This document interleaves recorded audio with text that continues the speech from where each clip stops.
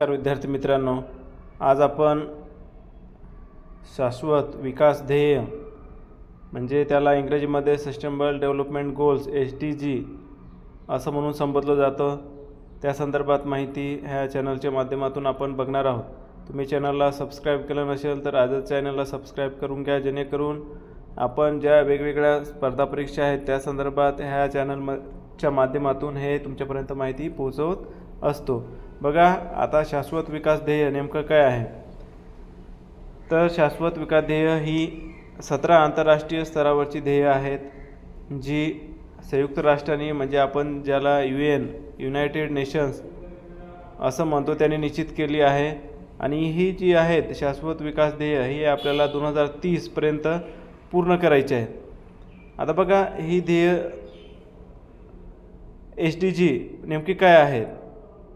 आता ही जी SDG आहेत ती आहेत ही ध्येय जगाला अधिक शाश्वत आणि न्याय बनवण्यासाठी आहेत। यामध्ये जसे की गरिबी, भूक, आरोग्य, शिक्षण, लैंगिक समानता, स्वच्छ ऊर्जा, आर्थिक वाढ, असमानता कमी करणे, शाश्वत शहरे त्या ठिकाणी विकसित करणे, शाश्वत उपभोग आणि उत्पादन, हवामान बदल, जलस्रोत, जमिनीवरील जीवन, शांतता आणि न्याय यासारख्या महत्त्वाच्या विषयांचा ह्यामध्ये समावेश आहे।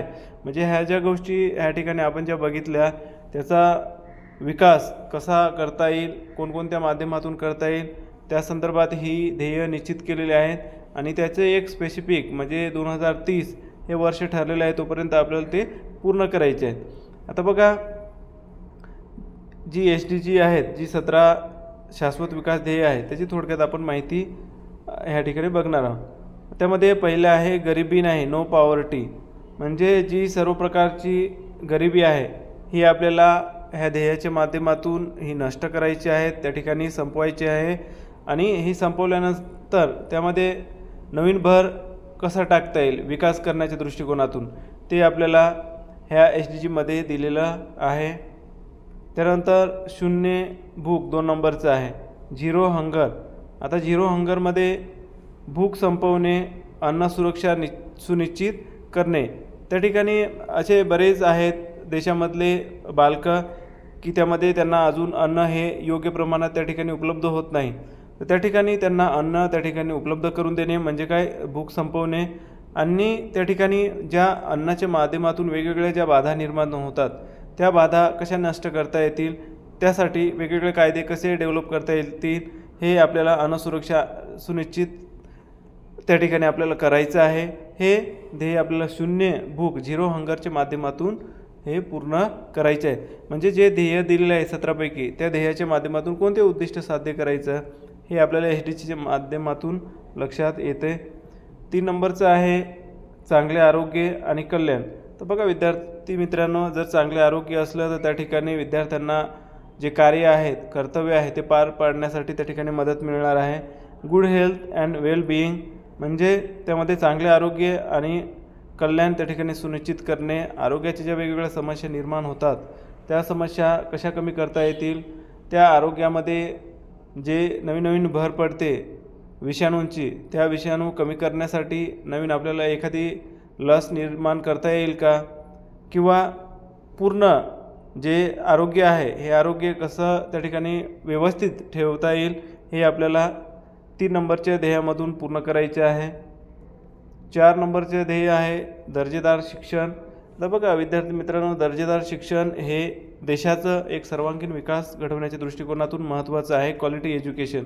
कारण फक्त शिक्षण घेऊन त्या ठिकाणी फायदा नाही, त्यासाठी सर्वांसाठी समान आणि दर्जेदार शिक्षण सुनिश्चित करणे, जेणेकरून कोणी कमी नाही आणि कोणी त्या ठिकाणी जास्त नाही, तर इक्वल पोझिशनमध्ये आपल्याला आणायचं आहे।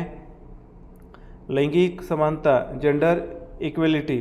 आता बघा, काही प्रमाणात ही महिला आणि मुलींना समान संधी उपलब्ध करून दिली जात नाही, तर आपल्याला लैंगिक समानता 5वं जे शाश्वत विकास ध्येय आहे त्यामधून आपल्याला लैंगिक समानता त्या ठिकाणी आणायची आहे। म्हणजे मुलींना समान संधी द्यायची आहे, त्यांना अधिकार मिळवून द्यायचे आहेत, जसे की राईट टू एज्युकेशन आहे, किंवा राज्यघटनेमध्ये वेगवेगळे जे कलम दिलेले आहेत हे कलम आणि जे अधिकार आहे त्या अधिकाराच्या माध्यमातून आपल्याला त्या ठिकाणी इक्वल पोझिशनमध्ये जेंडर इक्वेलिटी ही तयार करायची आहे। आता बघा ह्या शासनाचा जो GR आलेला आहे की मुलींना हायर एज्युकेशनमध्ये मुक्त शिक्षण द्यायचं आहे। तर अशा ज्या काही गोष्टी आहेत किंवा त्यामध्ये बस पासेस असतील, शिक्षण असेल किंवा दळणवळणाच्या व्यवस्था असतील किंवा इंडस्ट्रीयल एखादे त्या ठिकाणी एज्युकेशन असेल, ह्या अशा माध्यमातून आपल्याला त्या ठिकाणी जेंडर इक्वेलिटी हे घडवून आणायचं आहे।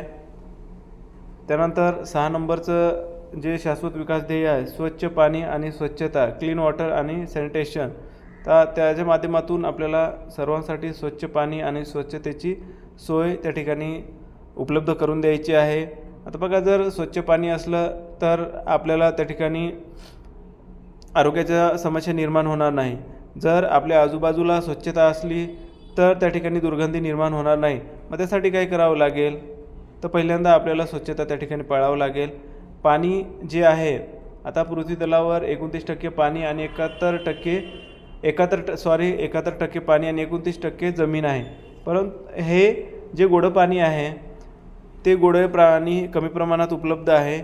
मग जे 71% पाणी आहे ते पाणी हे सर्वांसाठी कसं उपलब्ध करून देता येईल गोड्या पाण्याच्या माध्यमातून, हे आपल्याला 6 नंबरच्या उद्दिष्टाच्या माध्यमातून हे साध्य करायचं आहे।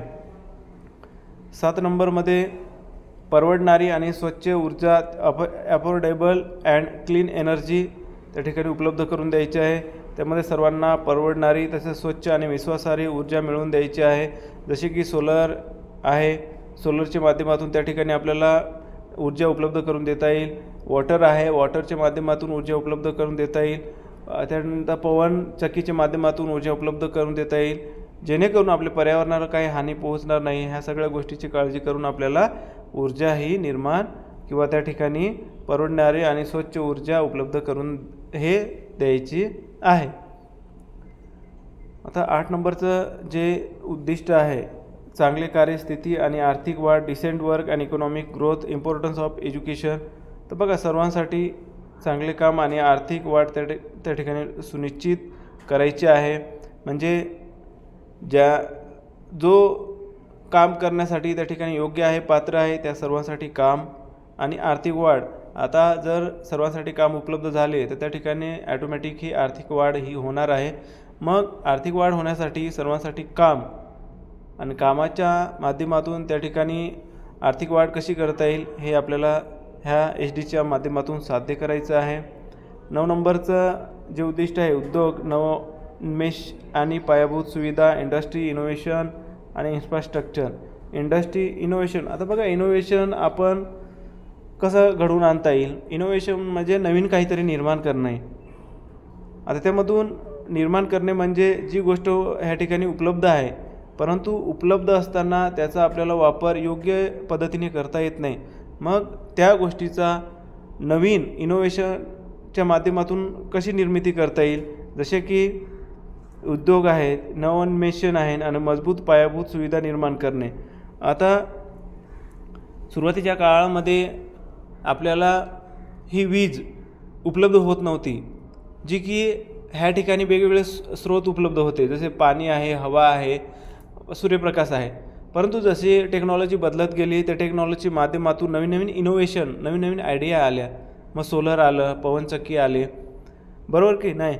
तर त्या ठिकाणी हे जे आहेत वेगवेगळे स्रोत, हे स्रोत आपल्याला आयडियाच्या माध्यमातून, इनोव्हेशनच्या माध्यमातून, टेक्नॉलॉजीच्या माध्यमातून, इन्फ्रास्ट्रक्चरच्या माध्यमातून कसे निर्माण करता येईल, ज्यामधून हे लोकांची शाश्वत विकास ध्येय हे पूर्ण होणार आहे।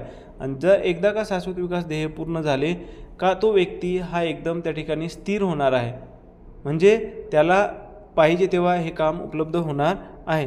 त्यासाठी आपल्याला SDGमध्ये हे 9 नंबरचे उद्योग, नवोन्मेष आणि पायाभूत सुविधा, इंडस्ट्री, इनोव्हेशन आणि इन्फ्रास्ट्रक्चर हे त्या ठिकाणी मजबूत करायचे आहेत।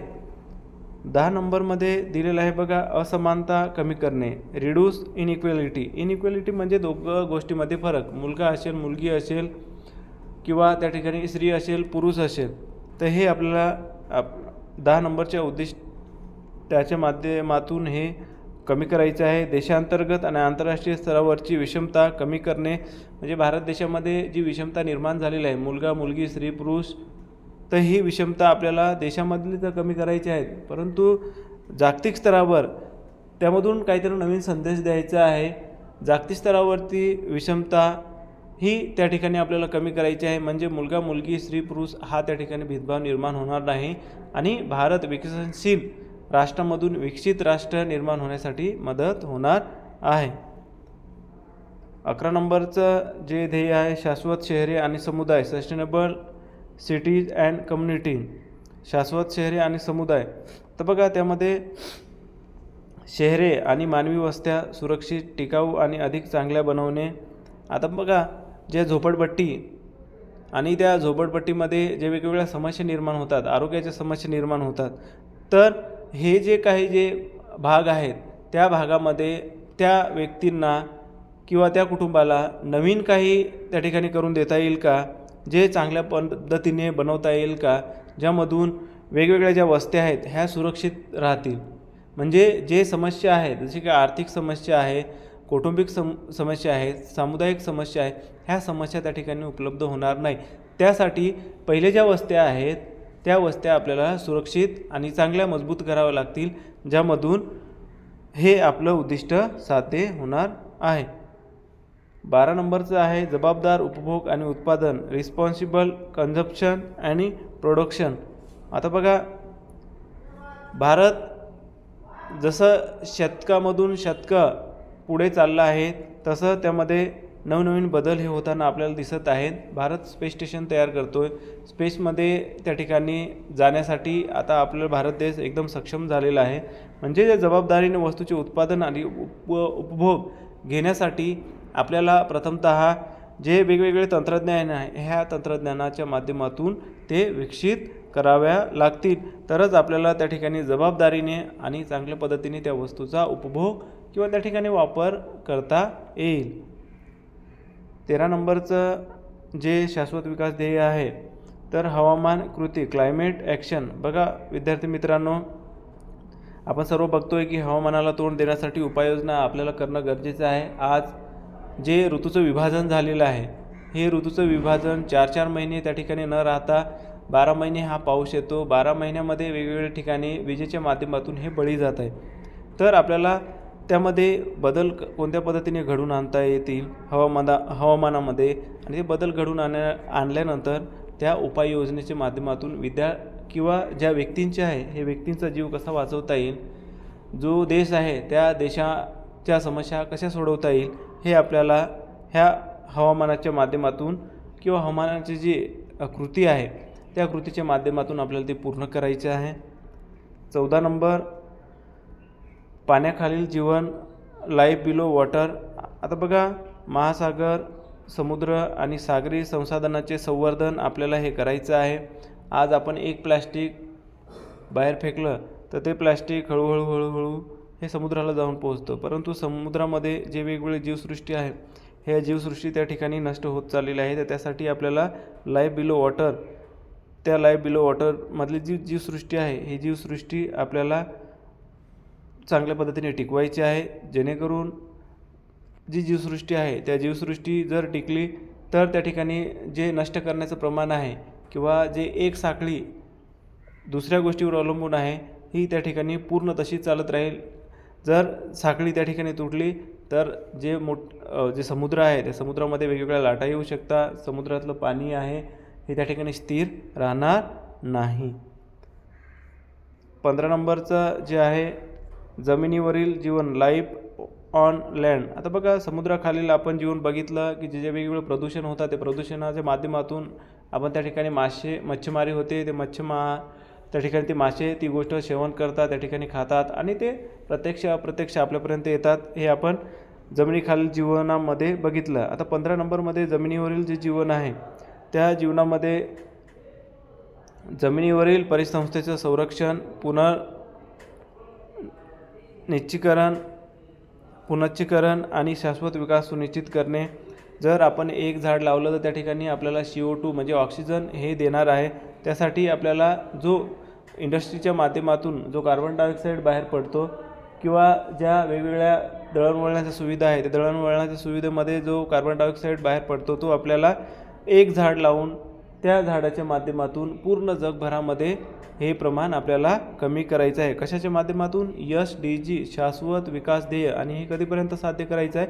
2030 पर्यंत साध्य करायचे आहे. त्यासाठी आपण आपल्या परिसरामध्ये 1 झाड लावा, असं भारत देशामध्ये पूर्ण जे व्यक्ती आहे त्यांनी जर झाडं लावले तर पूर्ण जे कार्बन डायऑक्साईडचं प्रमाण आहे किंवा वातावरणामध्ये वेगवेगळे जे वायू आहे हे त्या ठिकाणी कमी होण्यास मदत होणार आहे. 16 नंबर, शांतता, न्याय आणि मजबूत संस्था. पीस, जस्टिस आणि स्ट्रॉंग इन्स्टिट्यूशन. शांतता, न्याय आणि मजबूत संस्था. आता बघा, शांततापूर्ण आणि सर्वसमावेशक समाजांना त्या ठिकाणी प्रोत्साहन देणे गरजेचं आहे. तरच ज्या वेगवेगळ्या राज्यामध्ये ज्या समस्या उपलब्ध होतात किंवा जे काही अडचणी निर्माण होतात त्या अडचणी कमी करण्यास आपल्याला मदत होणार आहे. मग ती न्यायव्यवस्था असो किंवा विद्यार्थ्यांचं शिक्षण असो, ते पूर्ण करण्यासाठी प्रथमतः आपण ज्या अडचणी निर्माण होतात किंवा शांतता भंग करण्यासाठी ज्या समस्या उत्पन्न होतात ह्या आपल्याला ह्या SDGच्या माध्यमातून पूर्ण करायच्या आहेत. शेवटचं जे आहे, ध्येयासाठी भागीदारी, पार्टनरशिप फॉर द गोल्स. आता बघा, शाश्वत विकासासाठी जागतिक भागीदारी मजबूत करणं गरजेचं आहे. एका देशाकडून दुसऱ्या देशाकडे ज्या इम्पोर्ट एक्सपोर्टच्या ज्या घटना घडत आहे त्या इम्पोर्ट एक्सपोर्टच्या ज्या वस्तू आयात निर्यात आहेत त्यामधून आपला हा भारत देशाचा म्हणा किंवा वेगवेगळ्या राज्याचा म्हणा त्या ठिकाणी विकास होत असतो. त्यासाठी आपल्याला जागतिक भागीदारी मजबूत करावं लागेल. तरच आपण हे वेगवेगळे जे हे आहेत देश आहेत ते देशासोबत आपली भागीदारी ही मजबूत होणार आहे. म्हणजे आपल्या देशामध्ये जे उत्पादन होतं हे दुसऱ्या देशामध्ये जाईल, दुसऱ्या देशामध्ये जे उत्पादन होतं ते भारत देशामध्ये येईल आणि जो आदानप्रदानाचं जे आपण त्याला LPG म्हणतो, लिबरलायझेशन, ग्लोबलायझेशन आणि प्रायव्हेटलायझेशन, हे मजबूत होण्यासाठी त्या ठिकाणी मदत होणार आहे. आणि त्यामधून जी वस्तू आयात होणार आहे, आयात केल्यानंतर ती वस्तू तेवढीच चांगल्या दर्जाची कशी आहे, भारत देशामध्ये चांगल्या दर्जाची ती वस्तू तयार करण्यासाठी काय करावं लागेल, ह्या सगळ्या गोष्टी आपण प्रत्यक्ष अप्रत्यक्ष ह्या शिकत असतो. हे SDGच्या माध्यमातून आपल्याला पूर्ण करायचं आहे. आता बघा, भारतामध्ये SDGची जी अंमलबजावणी आहे ते भारतामध्ये SDGची अंमलबजावणी करण्यासाठी केंद्र आणि राज्य सरकार तसेच विविध संस्था एकत्रितपणे काम करत आहेत. नीती आयोग SDGच्या प्रगतीचा मागोवा घेण्यासाठी SDG इंडिया इंडेक्स देखील तयार करते. त्यामुळे तुम्हाला ह्या गोष्टीसुद्धा माहिती पाहिजे. एकूण 17 शाश्वत विकास ध्येय आहेत आणि जी 17 शाश्वत विकास ध्येय आहे 2030 पर्यंत आपल्याला पूर्ण करायची आहे.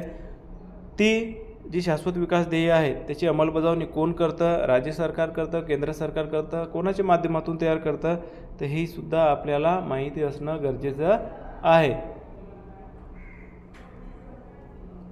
विद्यार्थी मित्रांनो, हे आज आपण 17 शाश्वत विकास ध्येय बघितलं.